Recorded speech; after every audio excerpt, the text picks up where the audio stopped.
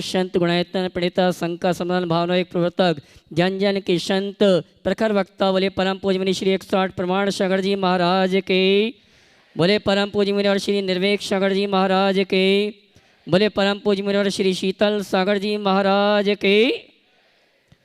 तीर्थराज संबेशकर की तलेटी में स्थित गुणायतन परिसर से सायंकालीन टीवी चैनल का बहुचर्चित विश्वविख्यात संका समाधान का कार्यक्रम प्रारंभ करें। उसके पूर्व गुणायतन और श्री सेवायतन परिवार आपका हार्दिक अभिनंदन स्वागत करता है। चलते हैं प्रतिदिन की भांति हम और आप मुनि शंख के श्री चरण मनमन करते हुए आशीर्वाद प्राप्त करेंगे और निवेदन करेंगे शंका समाधान के कार्यक्रम के लिए पारस चैनल, जनवाणी चैनल और प्रमाणिक ऐप के माध्यम से जिस कार्यक्रम को देख और सुन रहे हैं उन सभी की ओर से और पूरे भारतवर्ष से यहाँ पर श्रावक श्राविका जो उपस्थित हैं उन सभी की ओर से परम पूज्य मुनि शंख के श्री चरण मनमन करते हुए आशीर्वाद प्राप्त करेंगे, निवेदन करेंगे शंका समाधान के कार्यक्रम के लिए दोनों हाथ जोड़ लेंगे, बोलेंगे हे मुनिवर नमोस्तु, हे गुरुवर नमोस्तु, हे मुनिवर नमोस्तु। आइए गुरुवर के आशीर्वाद से हम और आप शंका समाधान का कार्यक्रम प्रारंभ करें। उसके पूर्व आज जिन्होंने गुणायतन का अवलोकन करते हुए गुणायतन से जुड़ने का सौभाग्य प्राप्त किया, ऐसे पुण्यशाली श्रावकों के नामों की घोषणा यहाँ से की जा रही है। अगर उपस्थित हैं तो अपने स्थान में खड़े होकर गुरुवर का आशीर्वाद प्राप्त करेंगे और कैमरा में सभी को कवर करेंगे। निर्माण निधि के रूप में गीता जी, गिरीश जी, रोड़ी, नागपुर अगर उपस्थित हैं तो अपने स्थान में खड़े होकर गुरुवर का आशीर्वाद प्राप्त करेंगे और मैं चाहूँगा इनके सम्मान में आप जोरदार ताली बजाकर इनका सम्मान करें। और आइए चलते हैं निर्माण मित्र से निर्माण सारथी के रूप में गुणायतन से जुड़ने का अवसर जिन्होंने प्राप्त किया है हमारी उपस्थित है। मैं चाहूँगा मंच पर आएंगे, परम पूज्य मुनि शंख का आशीर्वाद प्राप्त करेंगे और गुणायतन परिवार सम्मान का कार्यक्रम संपन्न करेंगे। श्रीमान अनिल कुमार जी, श्रीमती मंजुलता जी, श्रीमती तनुश्री जी, विवेक जी, अशोक नगर मध्य प्रदेश ग्रामीण बैंक परिवार आए मंच पर गुरुवर के श्री चरण मनमन करते हुए आशीर्वाद प्राप्त करें और उनके सम्मान के लिए मैं आमंत्रित करूंगा हमारे गुणायतन के परियोजना निर्देशक श्रीमान चंद्र कुमार जी जबलपुर और श्रीमान कपूर चंद जी कोटा। ये आएंगे हमारे सम्मानी निर्माण सारथी परिवार का गुणायतन परिवार की ओर सम्मान का कार्यक्रम संपन्न करेंगे और मैं चाहूँगा आप इस परिवार का जोरदार ताली बजाकर इनका सम्मान करें। और आइए चलते हैं, हाँ जी, श्रीमान चंद्र कुमार जी और उनकी धर्मपत्नी श्रीमती मंजू सिंघई जबलपुर, उनको भी आमंत्रित करूंगा हमारे सम्मानी इस परिवार की श्राविकाओं का सम्मान करने के लिए। आइए जोरदार ताली बजाकर इनका सम्मान करें। और आइए चलते हैं गुणायतन से विगत कई वर्षों से जुड़े हैं, गुणायतन ट्रस्टी के रूप में वास्तुविद्य हैं और आज इनकी 108 वंदना पूर्ण हो गई हैं। जोरदार ताली बजाकर इनका सम्मान करें। और आज 108 वंदना पूर्णता के प्रसंग पर इन्होंने गुणायतन के साथ साथ सेवायतन के ट्रस्टी बनने का सौभाग्य प्राप्त किया है। हमारे गुणायतन के वास्तविक डॉक्टर पद्म जी गुड़गांव हरियाणा मैं सम्मान सहित आमंत्रित करूंगा। वे आए परम पूज्य मुनि शंख के श्री चरण नमन करते हुए आशीर्वाद प्राप्त करें और इनके सम्मान के लिए मैं आवाज दूंगा हमारी शिरोमणि संरक्षक परिवार की व्रती श्राविका श्रीमती सुशीला जी, अशोक जी पाटनी, आर के मार्वल, किशनगढ़। वे आएंगे हमारे सम्मानी प्रथम जी का प्रतीक चिन्ह देखकर सम्मान का कार्य। और हम आपको बताना चाहेंगे हमारे डॉक्टर प्रथम जी इनकी 108वीं वंदना आज पूर्ण हो चुकी है और इस प्रसंग पर इन्होंने गुणायतन ट्रस्टी तो ऑलरेडी ये थे, सेवायतन ट्रस्टी बनने का सौभाग्य प्राप्त किया है। जोरदार ताली बजाकर इनका सम्मान करें। और आइए चलते हैं शंका समाधान की प्रथम शंका के लिए मैं आमंत्रित करूंगा हमारे वास्तविक डॉक्टर प्रथम जी गुड़गांव हरियाणा। उसके बाद तैयार रहेंगे श्रीमान अनिल कुमार जी, मंजुलता जी, निर्माण सारथी ग्रामीण बैंक परिवार अशोक नगर। नमोस्तु महाराज श्री। महाराज श्री हमारे यहाँ जैन धर्म में 4 कैटेगरी के लोग मोटे तौर पर होते हैं, 4 तरह के अमूमन लोग होते हैं। जैसे एक तो मिथ्या दृष्टि श्रावक नॉर्मल, एक सम्यक दृष्टि श्रावक या सच्चा श्रावक, उसके बाद व्रती और फिर महाव्रती। महाराज श्री जब सच्चा श्रावक कोई व्रत को अंगीकार करता है तो जब उसके अंदर सच्ची वैराग्य की भावना होती है तब वो व्रतों को अंगीकार करता है। लेकिन उसके बाद ज़्यादातर देखने में आया है व्रतियों के अंदर मैक्सिमम एक मान आ जाता है, वो अपने से नीचे के श्रावक को बिल्कुल नीचे लेवल पे देखते हैं, उनके अंदर एक मान की भावना आती है, जबकि ये भावना महाव्रतियों के अंदर नहीं देखने में आती, लेकिन ज़्यादातर व्रतियों के अंदर देखने में आती है कि मैं व्रती हूँ, दूसरा ये बहुत नीचे लेवल का है, ज़्यादातर देखने में आया हमारे से। ऐसा क्यों होता है? देखिए, ऐसा क्वचित कदाचित होता होगा, पर होना नहीं चाहिए। कोई अगर व्रती है तो उसे अपने व्रतों का स्थिरतापूर्वक, निष्ठा से, दृढ़ता के साथ निर्वाह करना चाहिए। व्रत के गौरव का भान होना चाहिए, पर व्रती होने का अभिमान तो कतई नहीं होना चाहिए। हाँ, एक व्रती यदि घर परिवार में रह रहा है अथवा अव्रतियों के साथ रह रहा है तो थोड़ी सी भिन्नता का एहसास तो उसको करना पड़ता है कि मैं व्रती हूँ, ये अव्रती हैं, तो मेरी और इनकी चर्या के बीच की जो सीमा रेखा है उसे मुझे ध्यान में रखना है। लेकिन सामने वाला अव्रती है, इस बात का विचार करना अलग बात, पर अव्रती यानी तुच्छ है और मैं उच्च हूँ, ये बात अलग। ऐसा नहीं होना चाहिए। मैं आम गृहस्थों के लिए कहना चाहूँगा कि यदि तुम घर में रह रहे हो और तुम व्रती हो तो तुम्हें एक बात सोचना चाहिए, मैं व्रती हूँ, मेरा परिवार व्रती नहीं है, तो मैं अपने व्रत का पालन करूँ, ये मेरा आत्मधर्म है, और मैं परिवार के लोगों का निर्वाह करूँ, ये मेरा पारिवारिक कर्तव्य है, वो धर्म है। दोनों को निभा के चलना चाहिए। एक व्रती यदि घर में है तो घर के अव्रती सदस्यों की देखभाल करना, उनके भोजन पानी आदि की व्यवस्था करना भी उस व्रती की जिम्मेदारी है। हाँ, मैं तो व्रती, तुम अव्रती, तुम असंयमी, ये बड़ा गड़बड़ है। और ये समस्याएं ज़्यादातर उन परिवारों में आते हैं जहाँ घर में कोई ब्रह्मचारी रहते हैं और बाकी सदस्य सामान्य होते हैं, उनका तालमेल नहीं बन पाता, ये उचित नहीं है। व्रतियों को इतना ध्यान रखना चाहिए और गृहस्थों को, अव्रतियों को इस बात का सौभाग्य मानना चाहिए कि मैं उस घर में रह रहा हूँ जहाँ कोई व्रती है। व्रती की सेवा से साता वेदनी का बंध होता है। लोग व्रतियों की सेवा के लिए दूर दूर जाते हैं।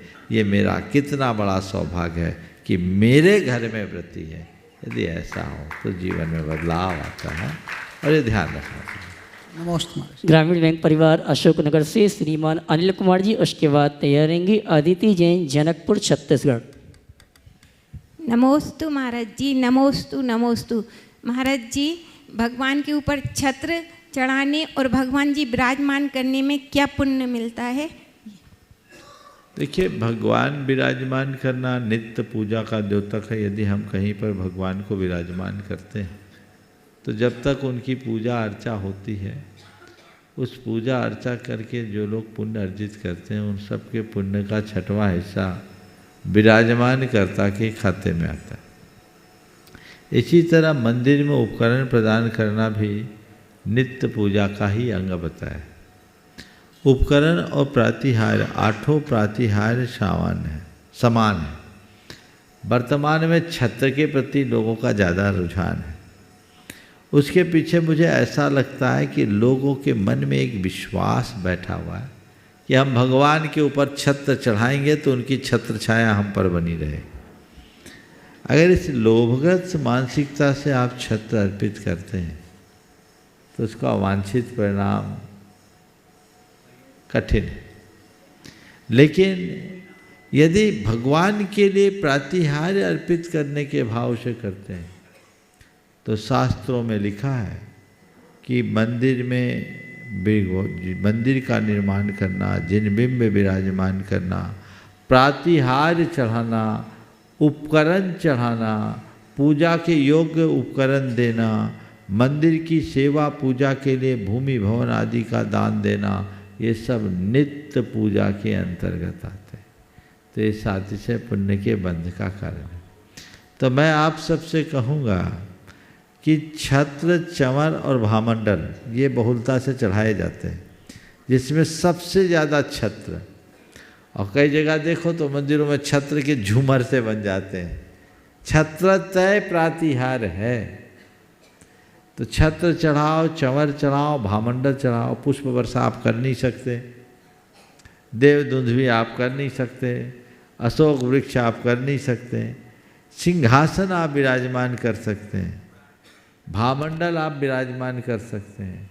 तो जो भी प्रातिहार जहाँ प्रासंगिक हो उस प्रातिहार की स्थापना करने के लिए उत्साहित रहना चाहिए। आदित्य जी जनकपुर छत्तीसगढ़, उसके बाद हमारे जैन समाज के गौरव विख्यात कवि जो वर्तमान में व्रती श्रावक हैं श्रीमान चंद्र सेन जी भोपाल। मेरे और मेरे परिवार की तरफ से गुरुवर को त्रिबार नमोस्तु नमोस्तु नमोस्तु। महाराज जी, मेरा प्रश्न ये है कि जैसे कोई अच्छा इंसान होता है तो उसके साथ हमेशा बुरा होता है जो सीधा सच्चा होता है, और जो बुरे इंसान होते हैं वो हमेशा सुखी क्यों रहते हैं? ये बताओ, कसौटी पर किसको कसा जाता है, सोने को कि पीतल को? सोने को। सोना अच्छा है फिर क्यों कसा जाता, पीतल खराब है उसे क्यों नहीं कसा जाता? बोलो। क्योंकि सोना अच्छा रहता है इसलिए उसे बस, तो अच्छे लोगों के ऊपर परेशानियां इसलिए आती क्योंकि वो अच्छे लोग।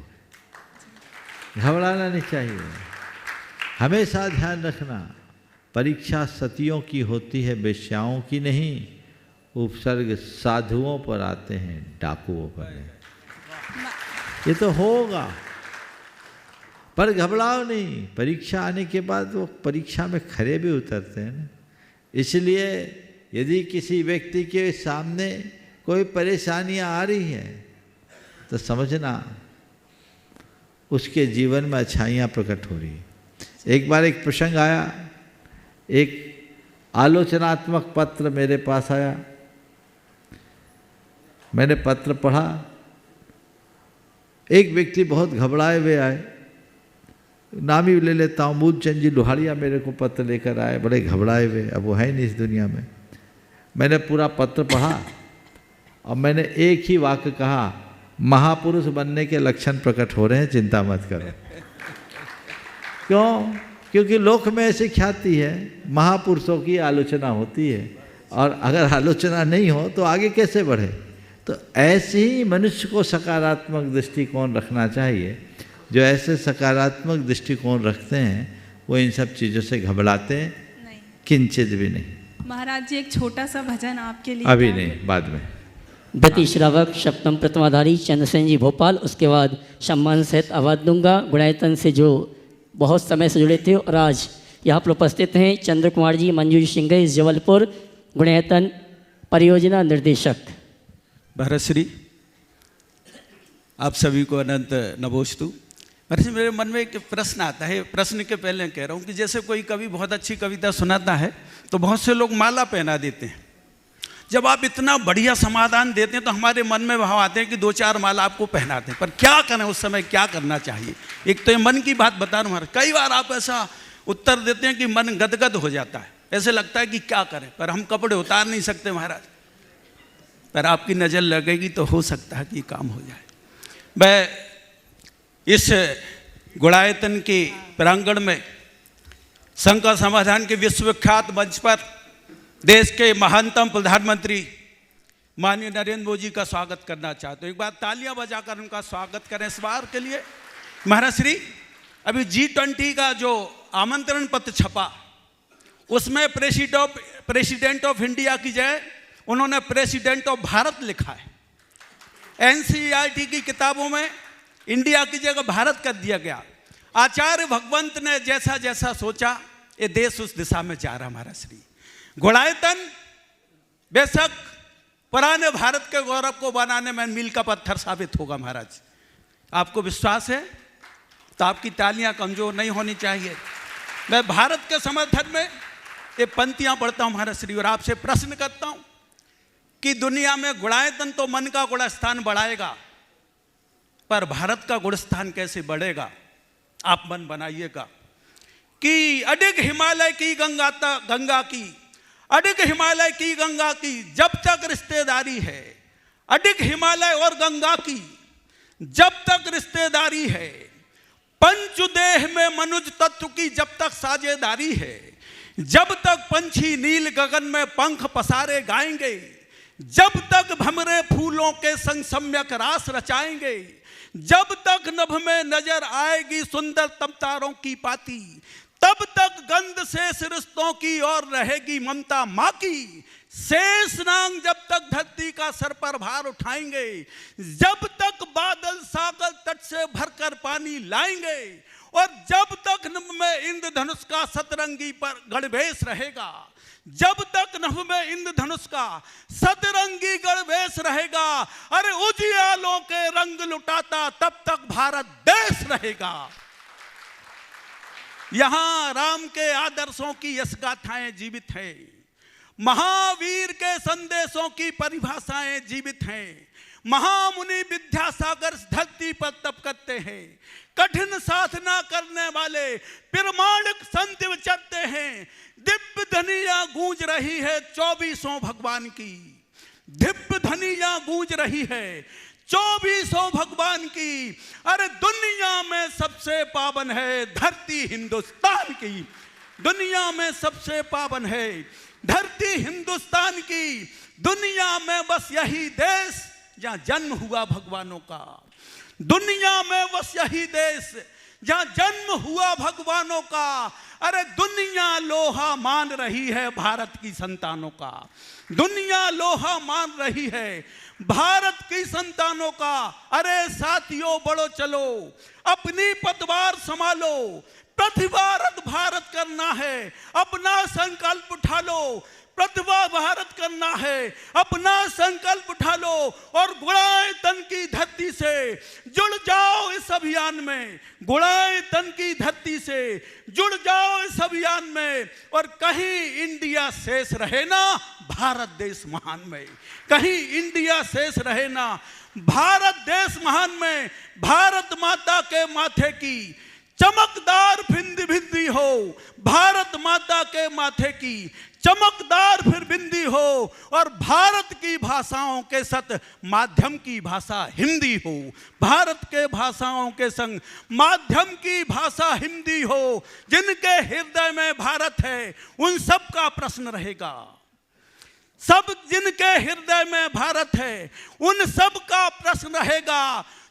गुलिस्तान सारी दुनिया में भारत का कैसे बढ़ेगा, गुलिस्तान सारी दुनिया में भारत का कैसे बढ़ेगा। तुम समाधान के जादूगर, तुम समाधान के जादूगर कृपा के रंग चढ़ाएं, ए समाधान के जादूगर कृपा के रंग चढ़ाएं, समाधान के जादूगर कृपा के रंग चढ़ाए, और भारतमय हो जाए इंडिया। कुछ आप ही उपाय बताएं।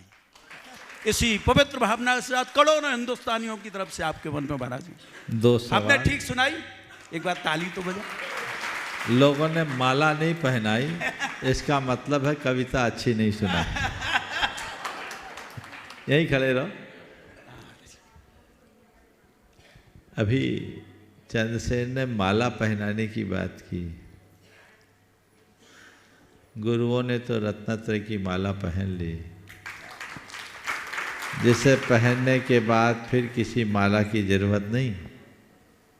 तुम लोगों ने जो माला पहनी है जिंदगी भर भोगनी पड़ती है, उसके बाद भी माला का अनुराग नहीं जाता।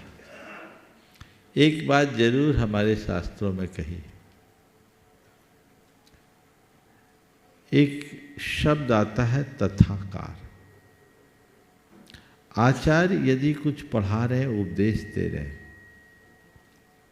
तो उस समय शिष्यों के क्या क्या कर्तव्य है, बूत की भांति बैठे रहें ऐसा नहीं। उसके लिए कहा गया तथाकार कहो, जो आपने कहा बिल्कुल सही, बिल्कुल सही, यथार्थ है, बहुत सही, आपने मुझे धन्य कर दिया, आपने मुझे कृतार्थ कर दिया। हृदय के इस उद्गार का नाम तथाकार है। फैशन है ताली बजाने का, सच्चे अर्थों में गुरुओं की बात अगर आपको आंदोलित करती है, उनकी बात का अनुमोदन करना, जोरदार जयकार लगा दो। को कुछ कुमार पहना सागर जी महाराज की। हाँ, अभी नहीं, जोरदार जयकार लगाया जा सकते, लेकिन तभी जब जरूरत हो। वो न भी हो तो भावों के माध्यम से अभिव्यक्ति करनी चाहिए। कोई भी वक्ता अगर अपनी बात कह रहा है और आपकी भाव भंगिमा स्थिर हो तो सामने वाले का उत्साह नहीं होगा, उसको लगना चाहिए कि आप सुन रहे हो। तो आपके अंदर की उत्सुकता उन्हें उत्प्रेरित करेगी और उसी उत्प्रेरणा से वे आपके लिए कुछ और अच्छा बता सकेंगे। अब दूसरा सवाल, भारत का गुणस्थान दुनिया में कैसे बढ़ेगा? मैं कह रहा हूँ गुणायतन भारत और भारतीयों के गुणस्थान बढ़ाने के लिए बना है। वाह वाह वाह वाह। मैंने अनेक बार ये बात कही है कि गुणायतन एक प्रोजेक्ट मात्र नहीं, एक अभियान है। गुणायतन का जो संकल्प और लक्ष्य है बहुत ऊंचा है। गुणायतन का मकसद पूरे समाज का गुणात्मक परिवर्तन है। बच्चे बच्चे के हृदय में आत्मबोध जगाकर परिवर्तन की अलख जगाना गुणायतन का मूलभूत लक्ष्य है। जहां आकर के लोग समझ सके कि मैं कौन हूं और मेरा क्या है, मैं क्या कर रहा हूं, मुझे क्या करना चाहिए। जिस व्यक्ति के हृदय में आत्मज्ञान का प्रकाश प्रकट हो जाता है उसका जीवन अपने आप रूपांतरित होने लगता है। तो हमारी भावना केवल एक है, व्यक्ति व्यक्ति के हृदय में वो तत्व का प्रचार हो, यहाँ से संदेश ले, ये तो एक केवल माध्यम है। लेकिन जितने लोग जुड़े हैं वे जहाँ भी रहें वहाँ यही प्रचार करें। संरचनागत गुणायतन एक बन रहा है पर अंतर घटना रूप गुणायतन हर व्यक्ति के हृदय में बनना है। एक अंतर घटना घटे जो तुम्हें तुम्हारे जीवन के गुणात्मक परिवर्तन के लिए उत्प्रेरित कर दे, जिसके माध्यम से तुम्हारे मन में ऐसी लड़क जगे जो तुम्हारे जीवन को बदल डाले। मैं पूर्णतः आश्वस्त और निश्चिंत हूं कि ऐसा होगा। ऐसा मैं इसलिए कह रहा हूं क्योंकि मुझे वो सब दिख रहा है और समय बताएगा जब लोगों के जीवन में एक बदलाव घटित होगा। आज पूरे संसार को एक आध्यात्मिक संदेश की जरूरत है। हम लोग मंदिर, मूर्तियाँ, पूजा स्थल का निर्माण करते हैं, उनकी महिमा है, उसे कोई नकार नहीं सकता। लेकिन मंदिर आदि का लाभ केवल वे उठा पाते हैं जिनके हृदय में परंपरागत संस्कार होते हैं। पर इसके साथ यदि किसी को अच्छा दिशा दर्शन मिल जाए तो उसके जो जीवन में सोने में सुगंध वाली बात आती। तो मैं चाहता हूँ रिचुअल के साथ स्पिरिचुअल की प्रक्रिया होनी चाहिए। ये हमारी श्रद्धा का आयतन है और ये हमारे ज्ञान का भी आयतन है और ये हमारे चरित्र का भी आधार बनेगा। बस ये हमारा प्रयास होना चाहिए। व्यक्ति व्यक्ति का निर्माण जिस दिन होगा उसी दिन उसका गुणस्थान बन जाएगा। भारत का गुणस्थान आप बढ़ाना चाहते हो तो गुरुदेव के कथनानुसार भारतीयता को आत्मसात कर लो, भारत का गुणस्थान बनो। मेरे संपर्क में एक सज्जन है, उनका बेटा लंदन में पढ़ा और वहीं एक बड़ी कंपनी में उनकी जॉब लगी। वो जब पढ़ता था तो अपने हाथ से बनाता खाता था। बड़ा धर्मात्मा, दयालु व्यक्ति। और उस व्यक्ति की कुल 5 साल में ऐसी प्रगति हुई कि वो हजारों मिलियन की कंपनी में सीईओ बन गया।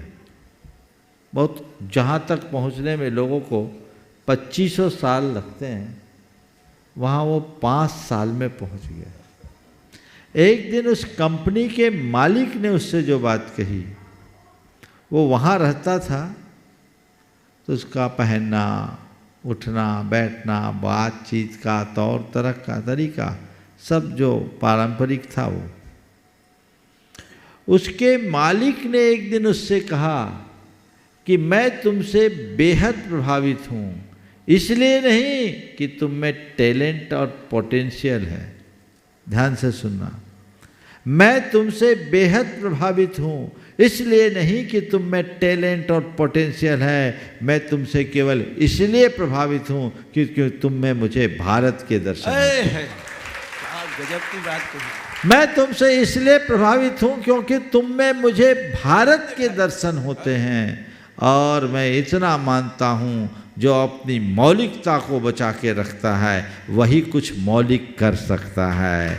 जो गंगा गए गंगादास, जमुना गए जमुनादास, वो कहीं के नहीं होते। तो आपने पूछा है भारत का गुणस्थान संसार में कैसे बढ़े, तो भारतीयता को आत्मसात करो।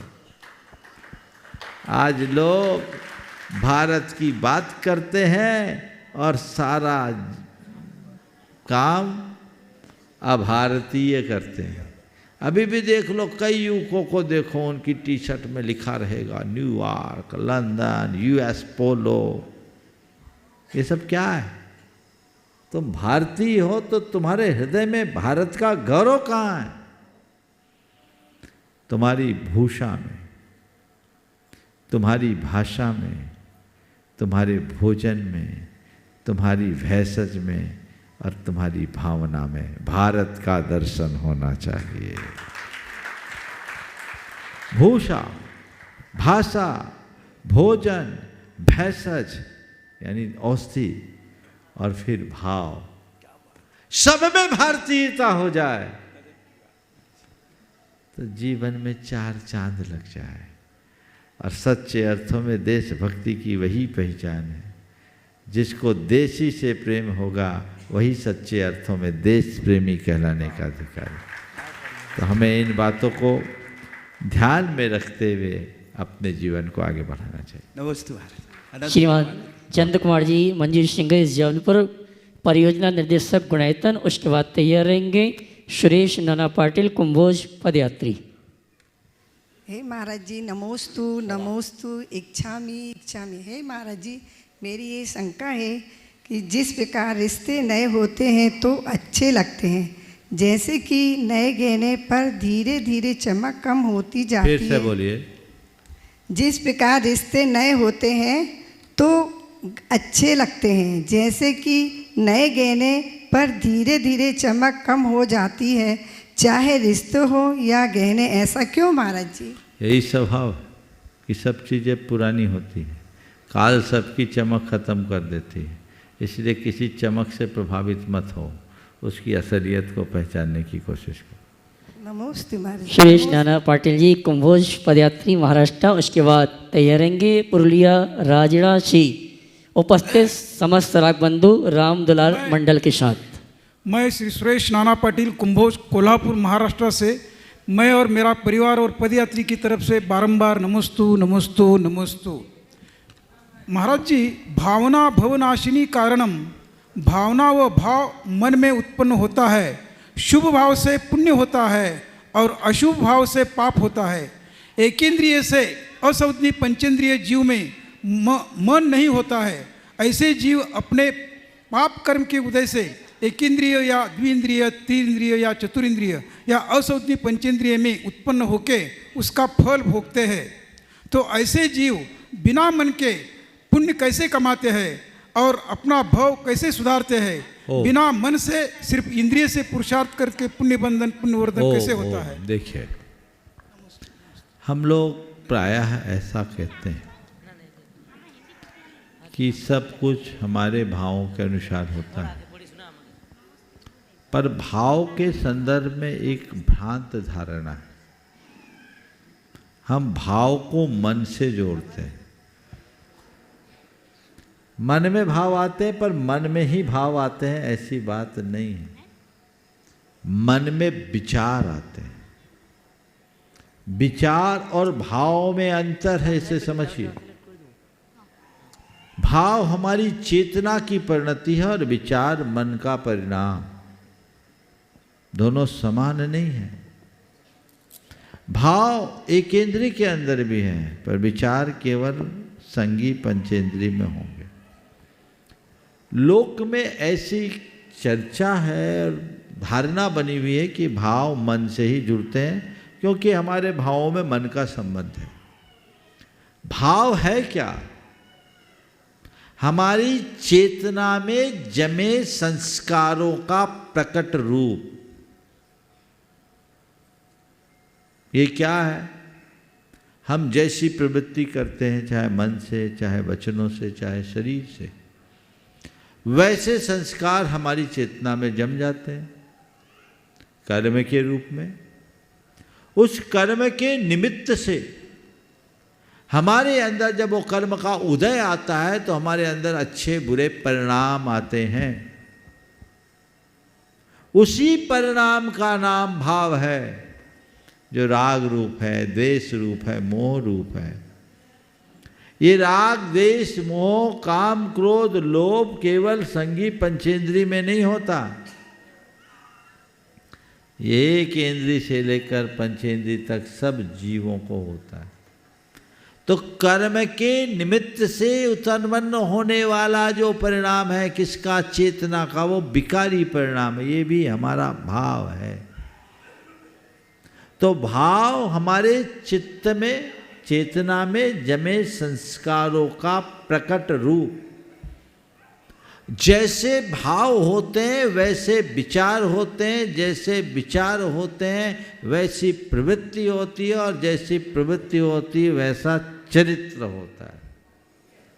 भाव को सुधार लो, सब सुधर जाएगा, ये भावना योग कहता है। तो इसलिए ये शंका ही निकाल दीजिए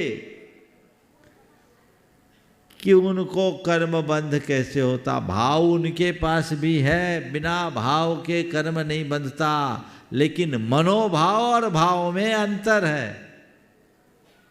समझ गए? तो हमारे भाव हमारे अंदर के संस्कार हैं। उन संस्कारों को हम जो जो शोधते हैं त्यों तो जीवन में बदलाव। पुरुलिया राजला से सभी शराग बंधु रामदुला जी के साथ, इसके बाद तैयार रहेंगे चुरंडी रांची झारखंड से समस्त शराग बंधु प्रकाश जी के साथ। रांची ने गांव का नाम बोला करो।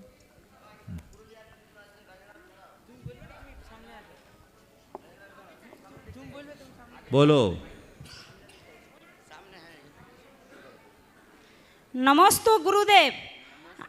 गुरुदेव, আমরা জৈন ধর্মটিকে কিভাবে বিস্তার করতে পারবো? नमस्तु गुरुदेव, नमस्तु गुरुदेव, नमस्तु गुरुदेव।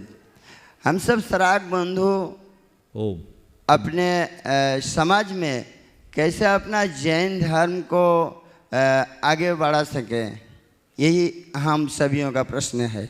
नमस्तु गुरुदेव, नमस्तु गुरुदेव। देखिए, नमस्तु गुरुदेव, ये बहुत ही खुशी की बात है। ये विगत 4-5 दिनों से सुदूर अंचलों में रहने वाले शराग समाज के लोग यहाँ आ रहे हैं। निरंतर रोज नए नए गांवों से यहाँ आ रहे हैं, और इनसे बातचीत करने के बाद मुझे लगता है कि ये लोग के हृदय में जैन धर्म के प्रति प्रगाढ़ लगाव है। ये चाहते हैं कि मैं जैन धर्म को न केवल आत्मसात करूं, अपितु जैन धर्म की प्रभावना भी करूं। तो जैन धर्म की प्रभावना करने की जो ललक आपके मन में है बहुत उत्तम है। संपर्क, संसर्ग और सानिध्य के अभाव में यदि संस्कार थोड़े बहुत शिथिल हुए हैं तो पुनः जग जाएंगे। आपने जो पूछा है कि हम शराग जैनों में, शराग लोगों में जैन धर्म कैसे बढ़ाएं, तो मैं यही कहूँगा, समय समय पर हम ऐसे तीर्थों में आते रहें, गुरुओं के समागम को पाते रहें। और ये सब चीज़ें घर से बाहर आना अगर संभव नहीं है तो घर बैठे पूरा लाभ लो। ये जो कार्यक्रम चलते हैं टीवी के माध्यम से, पारस चैनल, जिनवानी चैनल और अन्य चैनलों के माध्यम, शंका समाधान, प्रवचन आदि, सुबह से शाम तक इतने कार्यक्रम चलते हैं। तुम लोगों से कुछ नहीं बने, वो ही 2 घंटा देखना शुरू कर दो, घर घर में जैन धर्म की अलख जग जाएगी। तुम लोग तो जैन हो, हजारों अजैन भाई जिनके जीवन में जन्मदात जात कोई जैन के संस्कार नहीं थे, इस टीवी के माध्यम से सुने हैं और उनका जीवन बदला है। तुम्हारे तो खून में जैनत्व है, उसको जगाना है तो इसका लाभ लो, लोगों में जागरूकता लाओ। और हम भी सोच रहे हैं इसमें गुरुदेव का जैसा आशीर्वाद और मार्गदर्शन रहेगा, अच्छी योजना बनाकर आप लोगों को आगे बढ़ाने का भाव होगा। हम तो चाहते हैं पूरी समाज के मुख्य धारा में जुड़कर वही गौरवपूर्ण स्थान पाए जो अन्य जैन लोग प्राप्त करते हैं। हाँ, चौरंडी गांव से उपस्थित समस्त सुराग बंधु प्रकाश जी के साथ उसके बाद तैयार रहेंगी Shrimati Indu ji, Model Town Delhi, Gunayatan trustee. एक साथ जल्दी करो, 2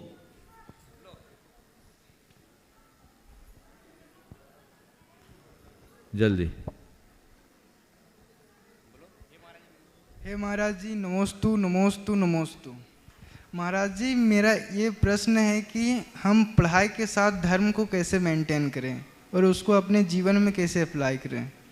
देखिए, बहुत अच्छी बात है। पढ़ाई के साथ धर्म को मेंटेन करने में सबसे पहला काम तो ये करो कि मुझे अधर्म नहीं करना। जिन चीज़ों का हमारे यहाँ निषेध है वो कार्य नहीं करना। और सुबह उठो तो कम से कम 9 बार नमोकार मंत्र पढ़ो। हर पल इस बात का एहसास करो कि मैं जैन हूँ, मुझे जैन धर्म का अच्छे से पालन करना है, मेरी आखिरी सांस तक जैन धर्म बने। सच्चे देव सास गुरु मेरे मूल आराध्य हैं, 24 तीर्थंकर मेरे मूल आराध्य हैं, और मध्य मास मधु और 5 उदंबर फलों का मुझे त्याग करना है। ये मेरा मूलभूत नियम है। यदि इतनी बातों को अपना करके चलते हो तो बाकी चीज़ें आगे बढ़ेगी। जिनको और सुलभ हो तो भगवान के दर्शन करो, मंदिर जाना शुरू करो, सुविधानुसार पूजा पाठ करो। मुझे लगता है गौरांग तेरा बेटा है क्या? हाँ, तेरा बेटा है। हाँ, तो ये तो बहुत कुछ कर सकता है।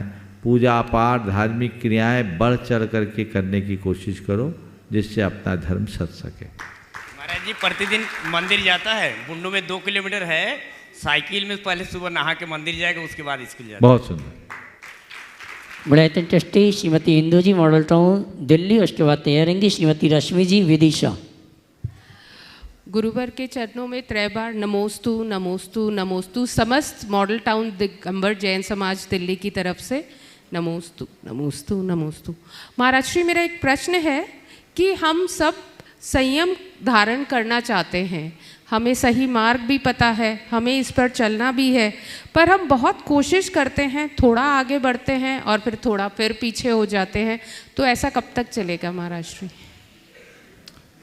आगे चल के पीछे हो जाते हैं तो ये आगे पीछे करता कौन है? कौन करता है? कोई दूसरा नहीं, ये हमारे मन की दुर्बलता है। यदि अपने मन की इस दुर्बलता को हम दूर कर दें, सब ठीक होगा। अब सवाल है, मन की दुर्बलता को दूर कौन करेगा? तो मन की दुर्बलता को दूर करने वाला कोई बाहर नहीं, मन की दुर्बलता को केवल एक दूर कर सकता है, वो हमारा संकल्प। ठान लो ये करना है, करना नहीं करना ही है। नमोस्तु। हो जाएगा। जब तक मनुष्य अंदर में ठानता नहीं, तब तक उपलब्धियों तक नहीं पहुंच सकता। जो करना है एकदम संकल्प के धनी बनो। नीति कहती सर्वम संकल्प वसात भवतिर लघुर भवतिर वा महान। यदि कोई व्यक्ति महान बनता है तो अपने संकल्प के बल पर, और कोई व्यक्ति क्षुद्र होता है तो वह भी अपने संकल्पों के बल पर। इसलिए हाँ भाव आ गया, हाँ ऐसा कर ले ऐसा कर ले, तो भाव तो प्रभाव में बह जाता है। भाव में ठहराव लाना है, संकल्प, डिटर्मिनेशन, पक्का। वो सोच लोगे ना तो कुछ नहीं होगा। अभी कुछ दिन पहले की बात है, एक सज्जन के घुटनों में तकलीफ थी, मेरे पास आए वंदना करने के लिए। महाराज जी घुटनों में तकलीफ है, वंदना करने का भाव है, आशीर्वाद दीजिए, वंदना कर लो। मैंने आशीर्वाद दे दिया, बोले जाओ भाई कर लेना।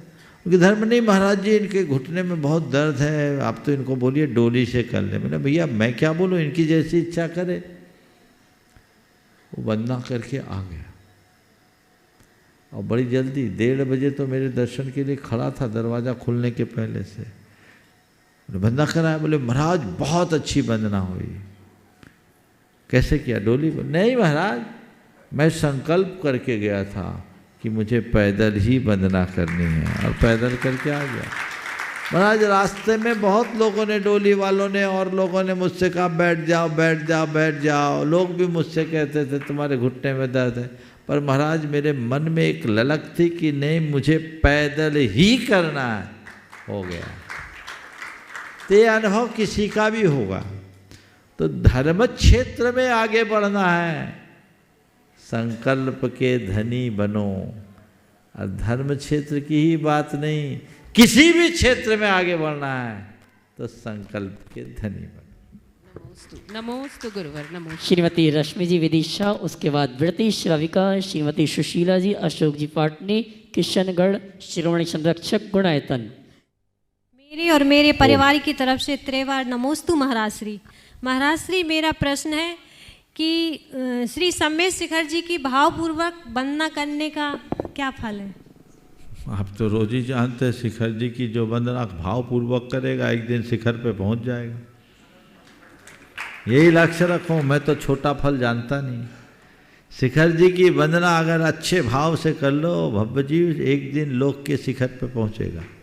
और यही भाव लेके जाओ, हमको और कुछ चाहिए ही नहीं। मैं जब पहली बार वंदना करने के लिए आया, ऊपर गया तो मेरे मन में एक ही भाव आए, हे प्रभु, जिस दिन पहली वंदना की, हे प्रभु पुण्य के योग से आप सिद्ध क्षेत्र में तो आ गया, ऐसी पात्रता है कि मैं सिद्ध लोक में आ सकूं। मेरा लक्ष्य यही है, लोक के शिखर पे जाने का लक्ष्य बनाओ, और वह हर उस भव्य जीव को मिल सकता है जो यहाँ भावपूर्वक वंदना करे।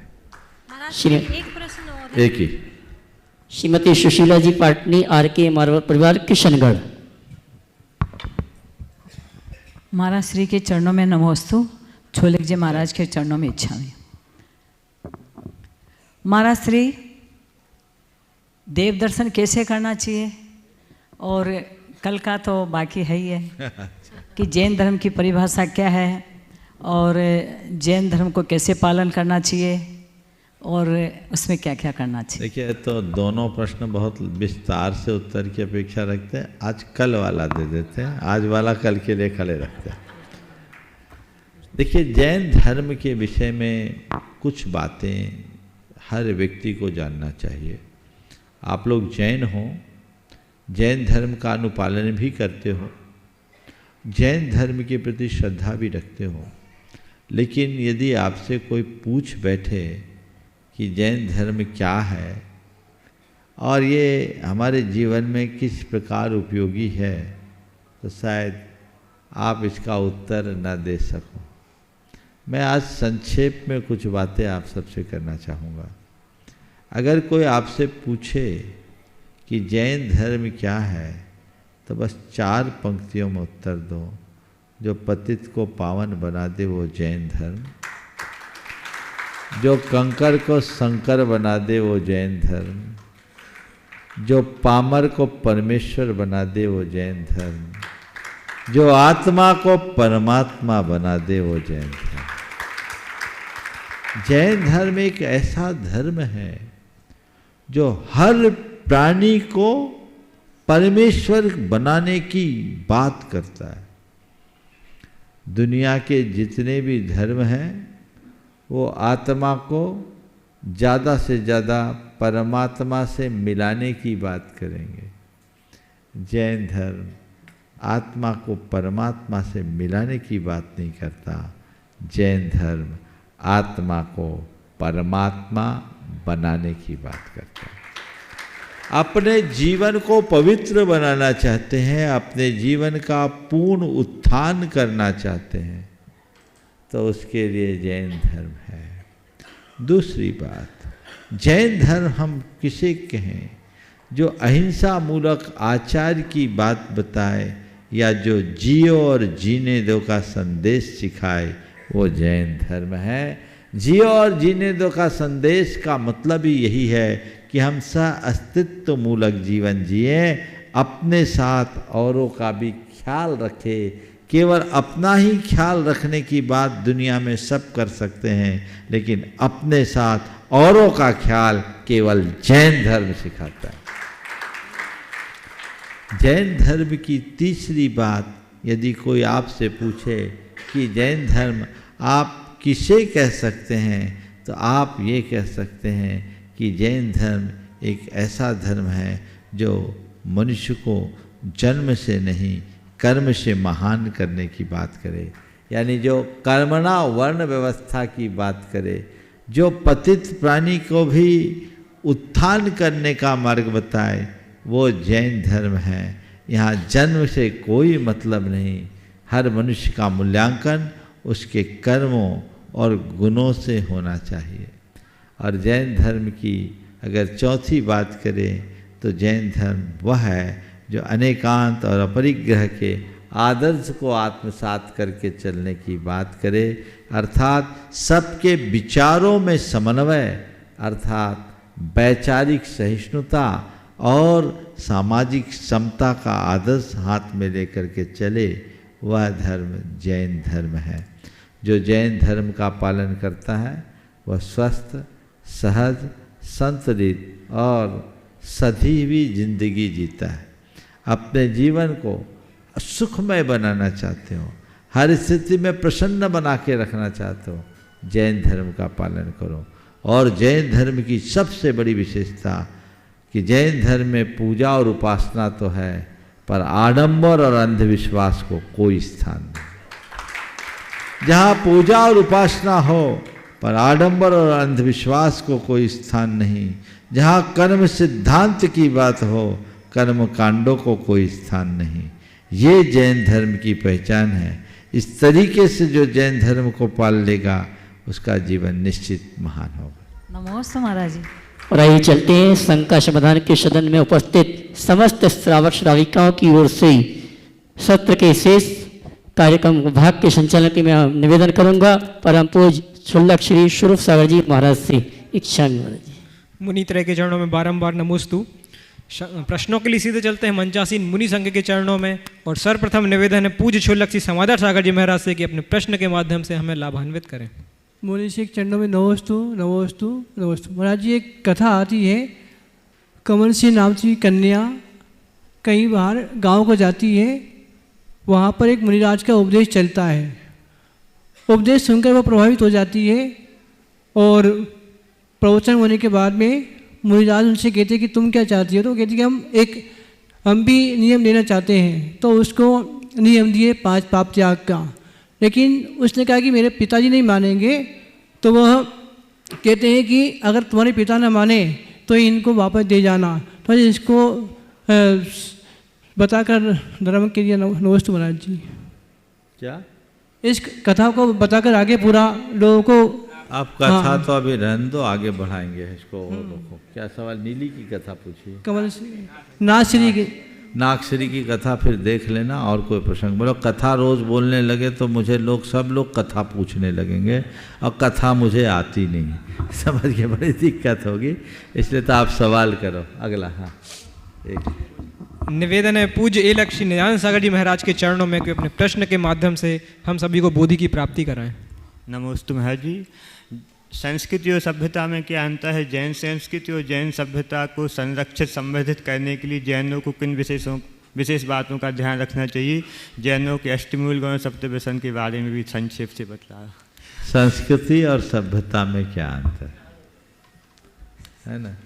मैं एक ही ले रहा हूँ। संस्कृति और सभ्यता। पत्थर से मूर्ति बनाना हमारी संस्कृति है। थोड़ा ध्यान से सुनना, बड़ी सरलता से बात कहने की कोशिश कर रहा हूँ। पत्थर से मूर्ति बना लेना हमारी संस्कृति है और मूर्ति को वेदी में विराजमान कर उसकी पूजा करना हमारी सभ्यता है। संस्कृति हमारे संस्कारों को निखारती है और सभ्यता हमारे संस्कारों को पुष्ट करती है। तो हम अगर दूसरे शब्दों में कहें तो ये कह सकते हैं संस्कृति और सभ्यता दोनों एक दूसरे के ऊपर निर्भर है।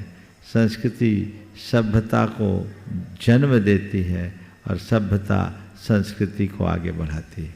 ये सब चीज़ें साथ साथ की जा सकती है और चलाई जा सकती है। आप आ जाता है आगे। नमोस्तु पूर्वक निवेदन है परम पूज्य मुनिवर श्री निर्वेक सागर जी महाराज के चरणों में कि हमारी ज्ञान वृद्धि हेतु अपना प्रश्न प्रेषित करें।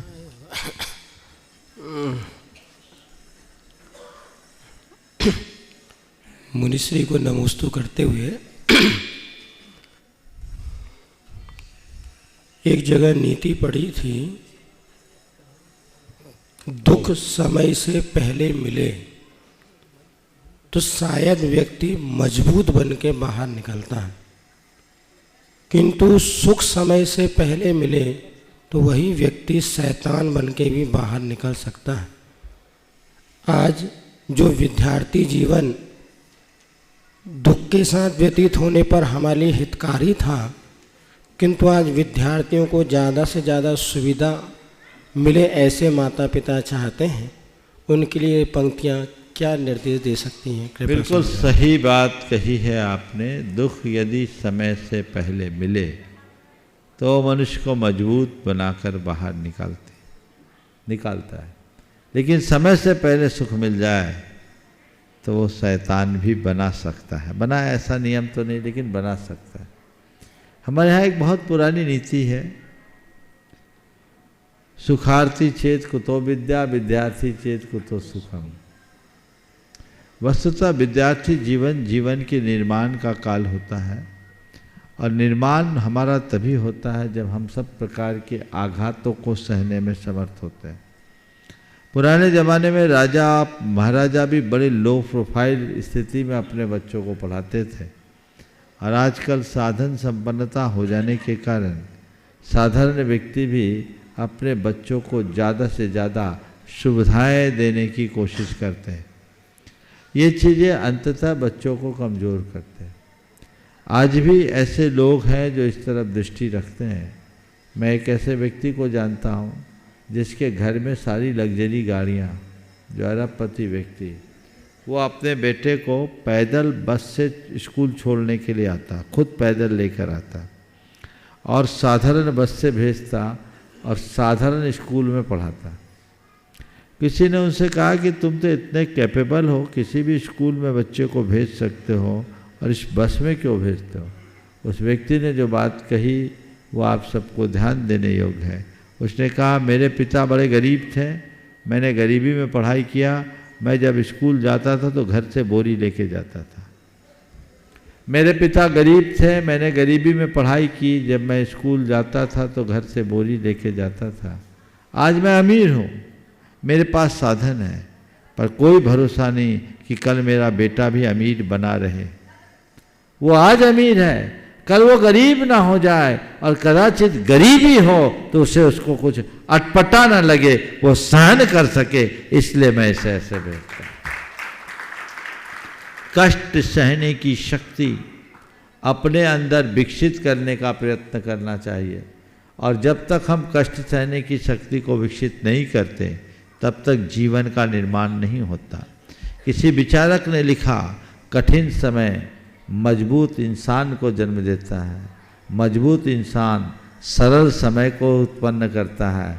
सरल समय कमज़ोर मनुष्य को जन्म देता है और कमज़ोर मनुष्य कठिन समय को खड़ा कर देता है।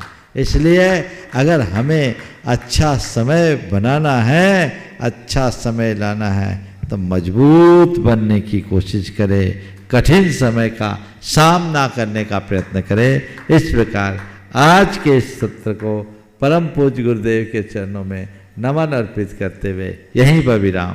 बोलिए परम पूज्य आचार्य गुरुवर श्री विद्या